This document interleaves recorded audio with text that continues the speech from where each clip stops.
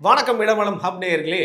பொதுவாக அரசியல் விஷயங்கள்லாம் இருந்தாலும் பொதுமக்களுக்கு எப்பெல்லாம் பிரச்சனையோ பார்த்தீங்கன்னா ரொம்ப நடுநிலையோட குரல் கொடுக்கக்கூடிய ஒரு நடிகர் தான் பார்த்தீங்கன்னா பிரகாஷ் ராஜ். எப்பவுமே சைடு எடுக்கவே மாட்டார். அப்பேற்பட்ட பிரகாஷ் ராஜ் பொதுமக்களுக்காக இப்போ ஒரு கருத்து சொல்லியிருக்காரு. அதை ஆமோதிச்சு தான் சுரேன் அவர்கள் பேச போகிறாங்க. வணக்கம். என்னங்க சிரிக்கிறீங்க? சீரியஸான டாபிக்ங்க இது. ட்ரிகர் பண்ணி விட்டீங்க ஸ்டார்டிங்லேயே. எப்படி எப்படி எப்படி பேசுவாரு? ஒரு தலைப்பட்சமா பேசவே மாட்டார், நடுநிலையா மட்டுமே ஆமா, நடுநிலையா பேச மாட்டாரு. அவர் என்ன பேசுறாருன்னு பாத்தீங்களா? ரீசெண்ட் டைம்ஸ்ல வழக்கமா ஒரு மாசத்துக்கு ஒரு வாட்டி ஏதாவது வாய் விடுவாப்ல. அதை நம்ம ஊருக்கு ஒரு அமீர்னா அவங்க ஊர்ல ஒரு பிரகாஷ் ராஜ் அப்படி சொல்லலாமா? எந்த எந்த ஊரு? நம்ம ஊருக்கு ஒரு அமீர்னா அவங்க ஊருக்கு ஒரு பிரகாஷ் ராஜ். அவர் எந்த ஊரு? அவர் கர்நாடகா. சரி சரி, கர்நாடகா. உனக்கு என்ன வேலை தமிழ்நாட்டுல? நடிக்கிறதுக்கு ஏதாவது கால் ஷீட் கொடுத்தா நடிச்சுட்டு போக வேண்டியதுதான். அதுதான் உங்க வேலை. இல்ல திமுகல இருந்து ஏதாவது ஒரு நாள் கூப்பிட்டு நடிக்க சொன்னாங்கன்னா சேகர் பாபு பக்கத்துல உட்காந்து ஸ்கிரிப்ட் வாங்கிட்டு பேசிட்டு போக வேண்டியது. ஆமா. கம்யூனிஸ்ட் மேடையில உனக்கு என்ன வேலை? கம்யூனிஸ்ட் மேடையில ஏறி பஞ்ச் டைலாக். டபுள் இன்ஜின் சர்க்கார். அது டபுள் இன்ஜின் சர்க்கார் இல்ல, மோதியும் அதிமுகவும் டப்பா சர்க்கார். என்னன்னா என்ஜின் அங்க இருக்கு, அவர் தான் ஸ்டேஷன் மாஸ்டரும், எல்லாத்தையும் அவர் தான் ஒரு ஸ்டேஷனுக்கு போறாருல்ல. இந்த டப்பாக்கள் தான் இங்க இருக்கு. அதை பத்தி ரொம்ப கேர்ஃபுல்லா இருக்கணும்.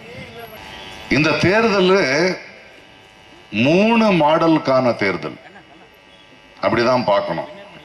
ஒன்னு திராவிட மாடல், 2வது அடிமை மாடல், 3வது சினிமா மாடல். நான் அரசியல்வாதி கிடையாது, நான் எந்த கட்சிக்காரனும் கிடையாது.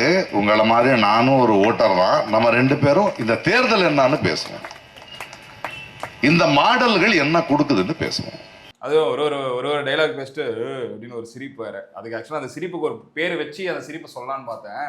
எல்லாரும் வேணாம், அது ரொம்ப மோசமாயிடும், அப்படி சொல்லாதீங்க அப்படின்ட்டாங்க. இல்ல சுரேன், நீங்க உங்களுக்கு தெரியுமான்னு தெரியல, ஸ்டான் சுவாமின்னு சொல்லிட்டு ஒருத்தர் கொலை செய்யப்பட்டுட்டாரு. அப்புறம் இன்னொரு பத்திரிகையாளர் பார்த்தீங்கன்னா கௌரி லங்கேஷ் நினைக்கிறேன். இவங்க எல்லாருமே கம்யூனிஸ்ட், அந்த ஈகோ சிஸ்டம் இயங்கக்கூடிய இவங்க எல்லாருக்கூடயும் ஒரு நட்பு பாராட்டி கொஞ்சம் க்ளோஸா இருந்த ஒரு பிரகாஷ். பட் கம்யூனிஸ்ட் கட்சியில இருக்காரா அப்படின்னு தெரியல. நான் என்ன சொல்ல வரேன், நீ அரசியல் கட்சியாவது இருக்கியா, இல்லை எங்கேயாவது தொண்டனா இருக்கியா? எதுவுமே இல்லாத நாய் உனக்கு என்ன வேலைங்க? நீங்க இவ்வளோ கோவம் பிரகாஷ் ராஜ் மேல? இல்லை, நான் என்ன சொல்றேன், இவன் என்னமா பண்றான், இவன் கிட்ட பிரச்சனை என்னன்னா, ஏன் அவன் மட்டும் பிரதமரை எதிர்கட்சி தலைவர் அவன் இவன் அப்படின்னு பேசும்போது நான் அவன் பேசக்கூடாது. சோசியல் மீடியால அப்படி பேசுறான், அப்படிதான் பேசிட்டு இருக்கான் அவன். நான் அதனால அவன் பேசுறேன். என்ன பெரிய இவரா அவரு அப்படியே மரியாதை கொடுத்து பேசுறதுக்கு? என்ன சொல்றான், 3 மாடல் இருக்கான். சரி, ஒன்று திராவிட மாடல், அது என்னெல்லாம் பண்ணிருக்குன்னு அப்புறம் சொல்றேன் அப்படின்னா. இன்னொன்று அடிமை மாடலாமா. அந்த அடிமை மாடல்னா அதிமுக அடிமையா இருக்கான் பிஜேபிக்கு. இன்னொன்று சினிமா மாடல். இது விஜய சொல்றதா? ஆமா, சினிமா மாடல். விஜய்க்கு என்ன, விஜய நக்கி நக்கி நக்கி நீ எவ்வளவு படத்துல நடிச்சிருக்க. இப்போ விஜய் சினிமாக்கு வந்தோன்னா நான் அது ரிவர்ஸ்ல வரல, நான் மேலேருந்தே வரேன். சரி, திராவிட மாடலை பத்தி உங்களுக்கு எல்லாமே தெரியும். ஒரு கேடு கெட்ட மாடல், அந்த மாடல் என்னென்ன பண்ணிருக்குன்னு. இந்த நாய் ஒரு வார்த்தை பேசுனது கிடையாது இங்க நடக்கிற பிரச்சனை இல்லை. தமிழ்நாட்டுல நீங்களே சொல்லிட்டீங்க, அவன் இங்க அமீர்னா அவன் அந்த ஊருக்கு அப்படின்னு பேசிட்டீங்க. இவன் ஏதாவது குரல் கொடுத்துருக்கானா? எதுக்காது இங்க நடக்கிற பிரச்சனைக்கு வந்திருக்கானா? இங்க எவ்வளவு மக்கள் கஷ்டப்படுறாங்க, இந்த மக்களோட பணத்துல தானே டிக்கெட் வாங்கி நீ சம்பாதிக்கிற, சம்பளம்லாம் இந்த மக்கள் வழியா தானே வருது. நீ குரல் கொடுத்துருக்கியா அன்னைக்காது?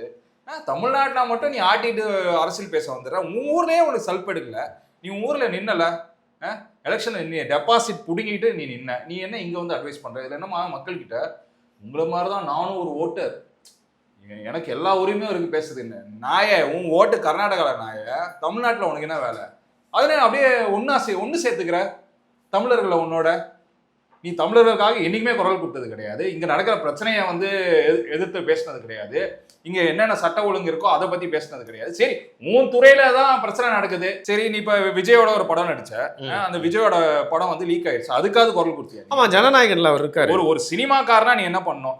ஒரு சக சினிமாவில் ஒரு பெரிய ஹீரோ படம் லீக் ஆயிடுச்சு, ஒரு சின்ன ஒரு ட்வீட்டு இல்லை வெளியில என்னங்க இப்படி பண்ணிட்டீங்கன்னா அதாவது நீ பேசுனியா?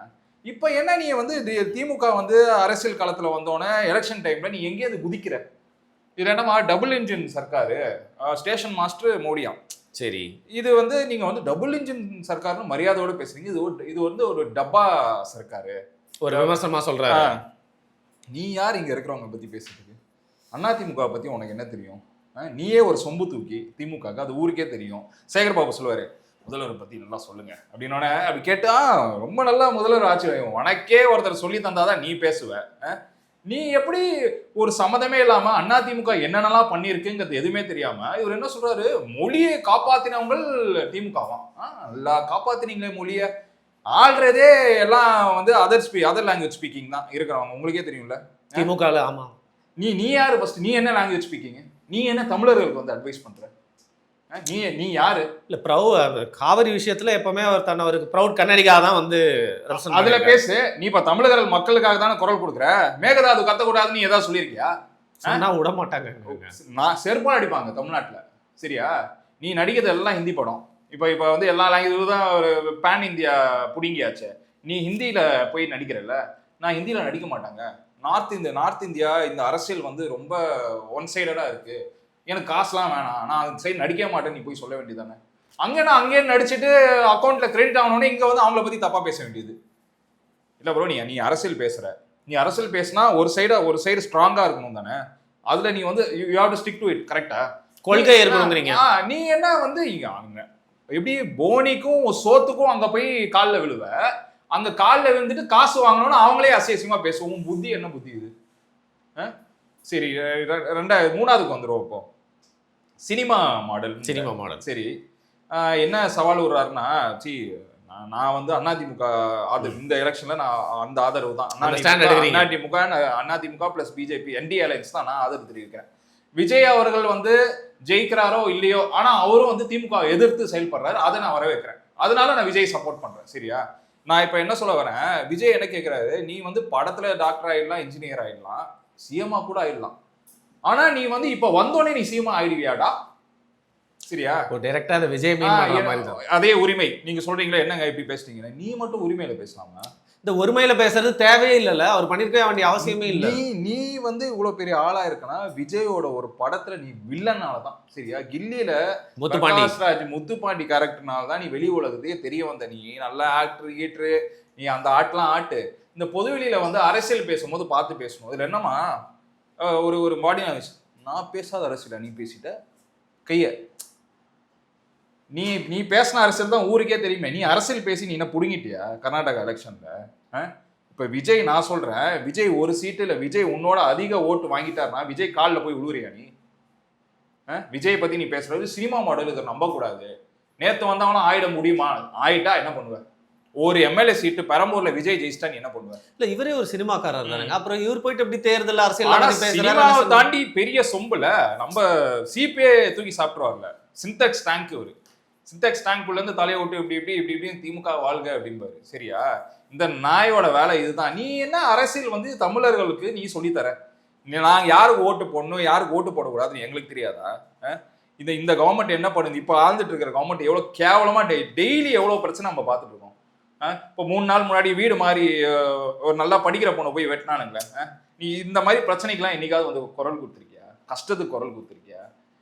கரண்ட் பில் ஏத்துறாங்க, என்னென்னமோ விலைவாசி உயர்வுலாம் இருக்கு, தமிழ் மக்கள் கஷ்டப்படுறாங்க. அந்த தமிழ் மக்கள் தானே. அவர் கர்நாடகாக்காரங்க, அவருங்க தமிழ் மூடிக்கிட்டு கர்நாடகால இருக்கு. அவர் ஆக்டருங்க, அவர் எங்க இதுக்கெல்லாம் குரல் கொடுக்கணும்? அப்போ எதுக்குங்க அரசு தமிழ்நாடு அரசியல்ல உங்களுக்கு என்னங்க வேலை? இதுலயே நீ மேடையில சொல்ற நான் அரசியல்வாதி கிடையாது, நான் வந்து உங்களை மாதிரி ஒரு ஆள் தாங்கிற. உனக்கு இங்க என்ன வேலை? நீ எதுக்கு எங்களுக்கு வந்து அட்வைஸ் பண்ற? நீ மூடிக்கிட்டு இருந்தா உன்னை பத்தி. இதுல இன்னொரு மேடையில என்ன பேசிருக்காருன்னா, ராமாயணம் அவர் ஏதோ ஒரு இங்க ஏதோ ஒரு கதையை கேட்டுட்டு வந்திருக்காரு. அங்க என்ன சொல்றாரு, ராமருக்கும் ராவணருக்கும் என்ன எதனால சண்டைனா, இதுல வந்து கொச்சையை பாருங்க, இது வந்து வேற ஒரு பைபிளையோ ஒரு குரானையோ இப்படி பேசியிருக்க முடியுமா? பேசியிருந்தா அவங்க என்ன பண்ணிருப்பாங்க தெரியும். Those kids today they rewrote Ramayana in the play. Then suddenly Rama, Lakshmana, Sita came. So they are coming down to south and Lakshmana says, Rama, what lucky? No, there is one forest here. Rama says, no, it is somebody's land. It's somebody's farm. Oh, there are fruits. Can we eat? Yeah. But is it stealing? No, if we are hungry, we can eat. As they are eating, the Shurpanaka and Ravana ant come. And Shurpanaka is very angry. It says, Anna, somebody is eating our fruits. And the Anna Ravana says, no, they are hungry. Let them eat. We can talk to them later. After they have eaten, they come and this Rama, Lakshmana says, hey, Lucky. Rama calls Lakshmana Lucky. Hey, Lucky, some tribals have come. They say, no, we are the owners. Please. Now, since you have eaten the fruit, you have to pay the price.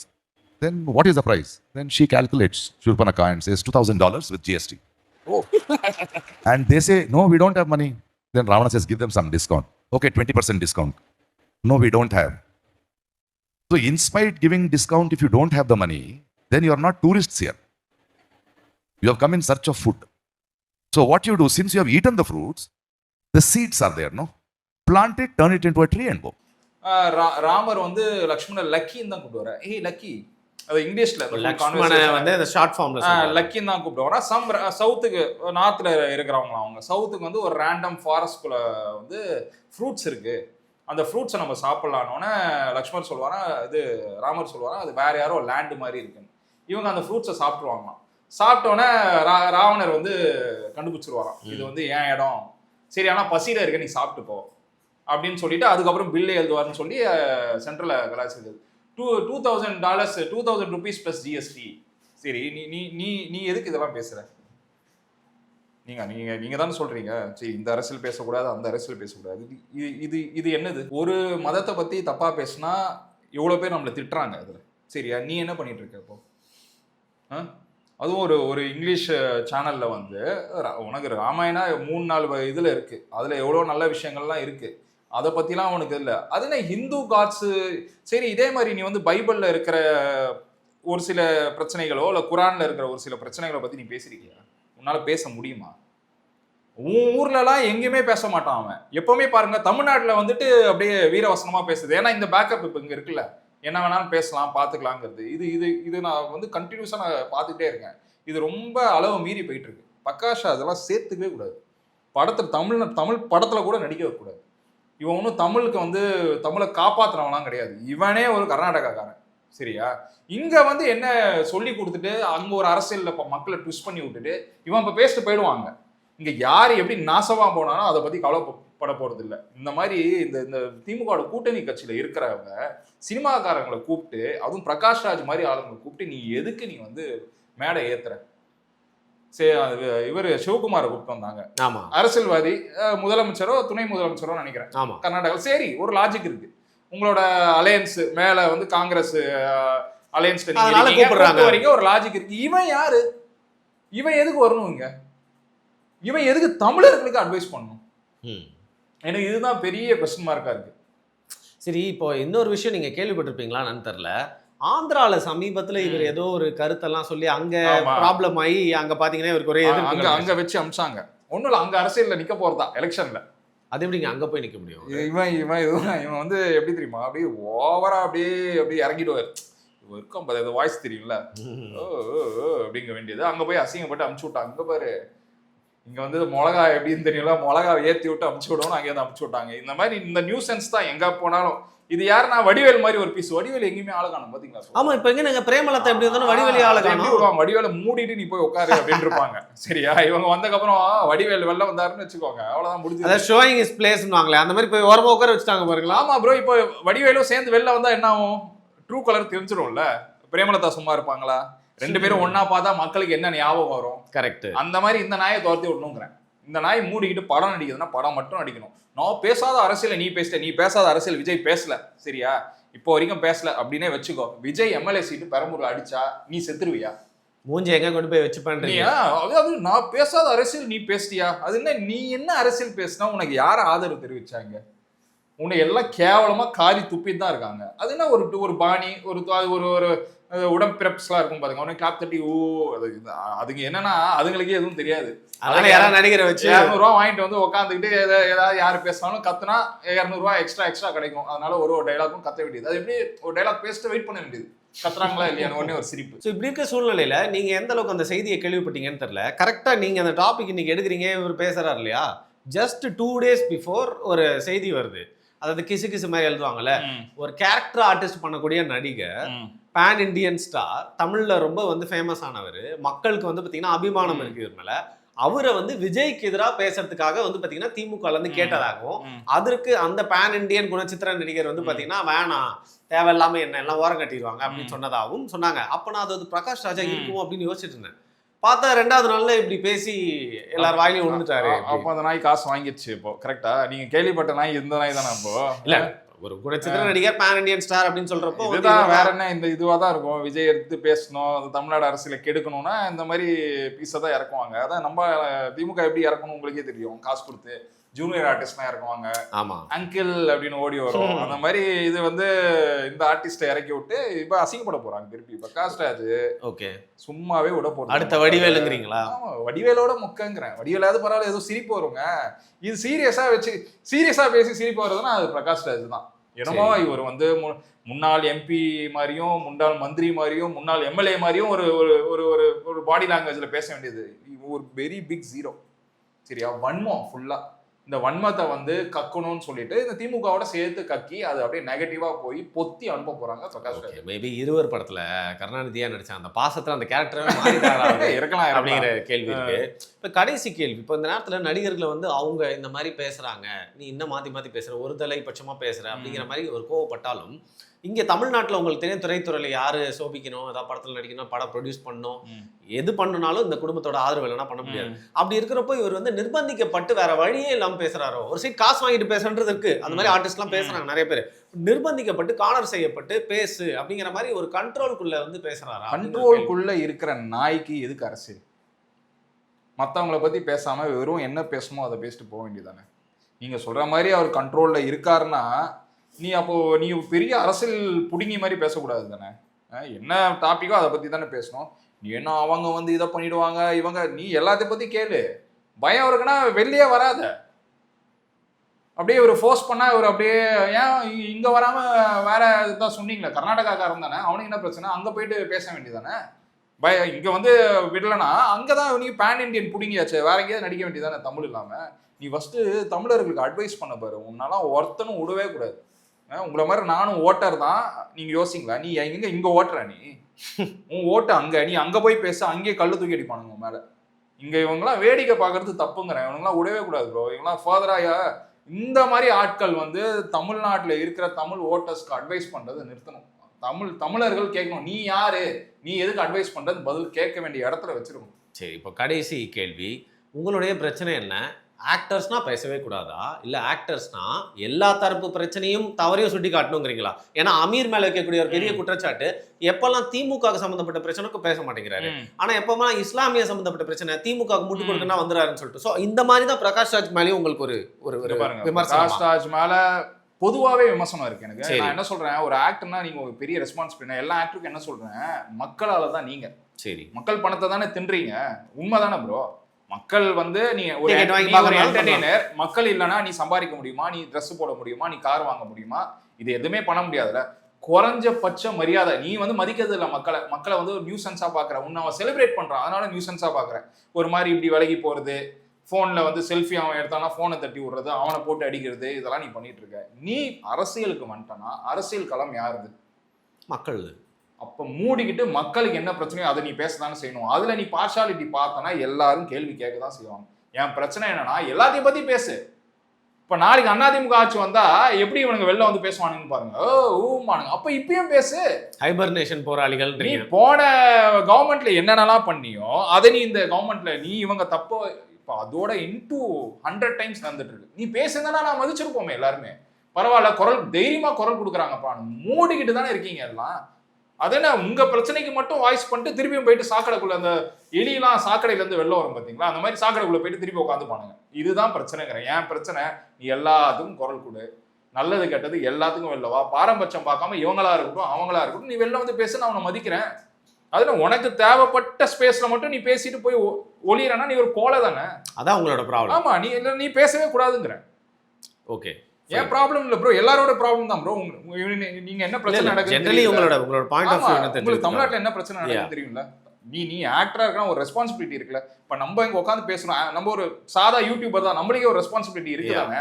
இங்க நடக்கிற விஷயத்தை பத்தி நம்ம பேசுறோம், ஒண்ணுமே கிடையாது. கோடியா ஒன்றும் நான் மக்கள் கிட்ட இருந்து நான் ஒன்றும் சம்பாதிக்கல. நம்மளே பேசும்போது உனக்கு என்ன பிரச்சனைங்கிறேன். ஓகே, அப்ப நீ வந்து ஒரு ஆதாயத்துக்காக நீ வந்து மூடிக்கிட்டு இருக்கனா, you are to shut your mouth. நான் இன்னும் கேவலமா சொல்லலாம்னு இல்ல, இல்ல, இல்ல, வேணாம். முடிச்சுக்கணும். அதோட முடிச்சுக்கலாம்.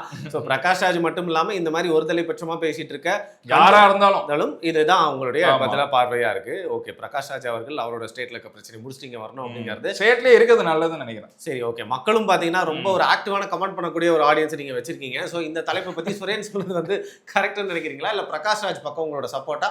அப்படி உங்களுக்கு பிரகாஷ் ராஜ் பிடிக்கும்னு வச்சுன்னா அவரை புகழ்ந்து கீழே சில கமெண்ட்ஸ்லாம் போடுங்க. மிக்க நன்றி.